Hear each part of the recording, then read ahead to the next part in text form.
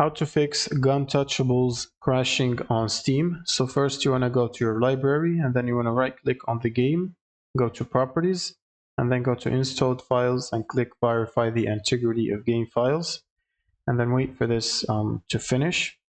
Now once this is done, you want to click on the browse button and then right click on GUNTOUCHABLES exe. Sometimes you might find it inside a bin folder, but it's pretty much the same process.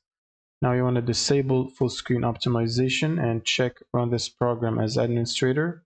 Click on apply and OK. Now you want to go to general tab and add under launch options -DX11. Now you can close this and close Steam. Now you want to open up your NVIDIA app or whatever GPU you have. You must install the application where you get updates. Then you want to go to drivers section and check for updates, and make sure to download and install the latest update available for your GPU, in this case GeForce Game Ready driver. And now you will need to restart your system after downloading and installing the update. Then you should simply launch Steam and simply play the game, and that should fix the crashing problems. Thank you guys for watching, and subscribe.